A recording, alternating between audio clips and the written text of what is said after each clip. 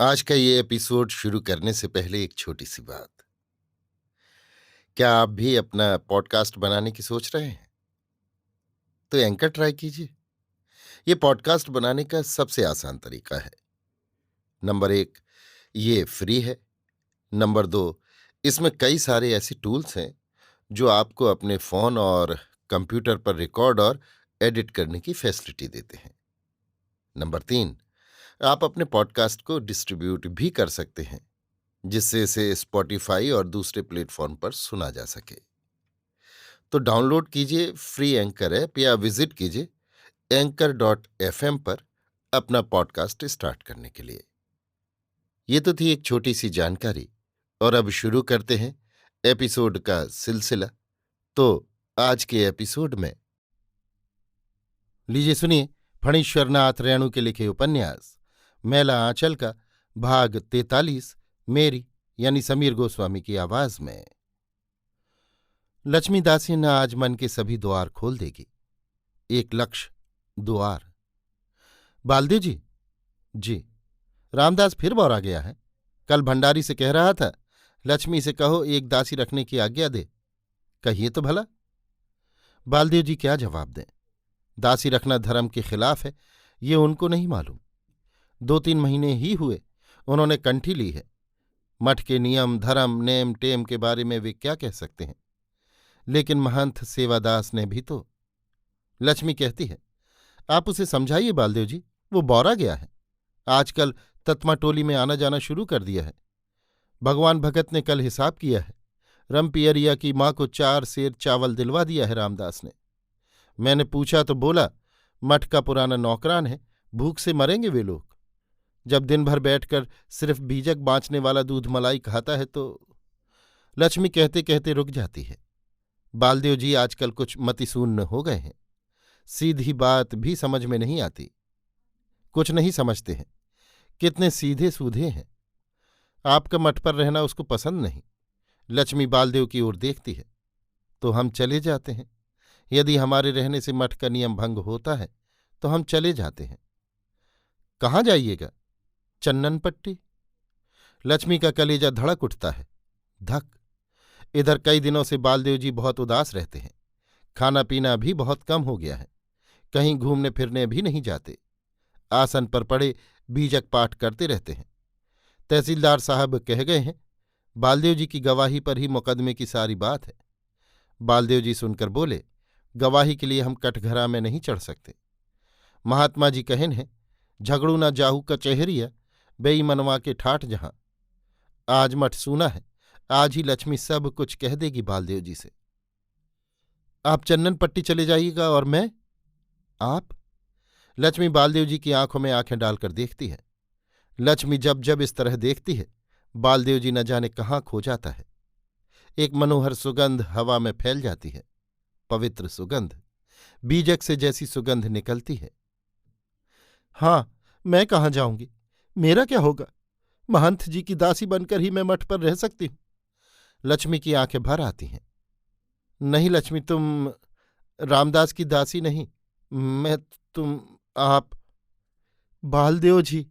लक्ष्मी पागल की तरह बालदेव जी से लिपट जाती है। रक्षा करो बालदेव जी, तुम कह दो एक बार तो मैं रामदास की दासी नहीं बनने दूंगा। तुम बोलो चन्नन पट्टी नहीं जाऊंगा। मुझे छोड़कर मत जाओ बालदेव, दुहाई। लक्ष्मी। बालदेव जी लक्ष्मी को संभालते हुए कहते हैं, कोई देख लेगा। लक्ष्मी जी बालदेव जी के गले से हाथ छुड़ाकर अलग बैठ जाती है। सिर नीचा करके सिसकती है। बालदेव जी की सारी देह झन्न झन्न कर रही है। कनपट्टी के पास लगता है तपाए हुए नमक की पोटली है। एक बार आश्रम में उसके कान में दर्द हुआ था। गांगुली जी ने नमक की पोटली से सेकने के लिए कहा था। कलेजा धड़ धड़ कर रहा है। लक्ष्मी की बाह ठीक बालदेव के नाक से सट गई थी। लक्ष्मी के रोम रोम से पवित्र सुगंधी निकलती है। चंदन की तरह मनोहर शीतल गंध निकल रही है। बालदेव का मन इस सुगंध में हेल डूब कर रहा है। हेल डूब यानी डूबना उतराना। वो लक्ष्मी को छोड़कर चन्नन पट्टी में कैसे रह सकेगा? रूपमती माए जी लक्ष्मी। महात्मा जी के पंथ को मत छोड़िए बालदेव जी। महात्मा जी अवतारी पुरुष हैं। आजकल उदास क्यों रहते हैं? महात्मा जी पर भरोसा रखिए। जिस नैन से महात्मा जी का दर्शन किया है उसमें पाप को मत पैसने दीजिए। जिस कान से महात्मा जी के उपदेश को सरबन किया है उसमें माया की मीठी बोली को मत जाने दीजिए। महात्मा जी सतगुरु के भगत हैं। लक्ष्मी आंखें मूंद कर ध्यान की आसनी पर बैठ गई है। सफेद मलमल की साड़ी पर बिखरे हुए लंबे लंबे काले बाल और गोरा मुखमंडल।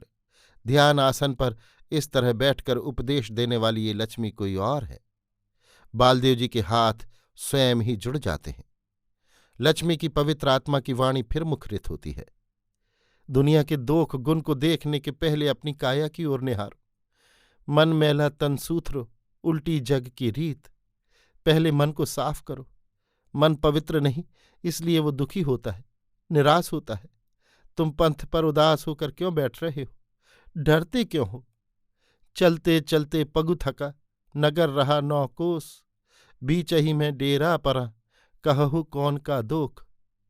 बालदेव को लगता है खुद भारत माता बोल रही है। यही रूप है, ठीक यही रूप है जिसके पैर खून से लथपथ हैं, जिनके बाल बिखरे हुए हैं। बावनदास कहता है, भारत माता अब जार बेजार रो रही हैं। नहीं, माँ रो नहीं रही, अब पंथ बता रही है। उचित पंथ पर अनुचित कर्म करने वालों को चेता रही है। बावनदास भरम गया है। और खुद बालदेव महात्मा जी के पंथ पर निराश और उदास होकर चल रहा है। भारत माता की जय, महात्मा जी की जय, भारत माता, भारत माता। महंत रामदास बहुत देर से कनेल गाछ की आड़ में खड़े होकर देख सुन रहे थे।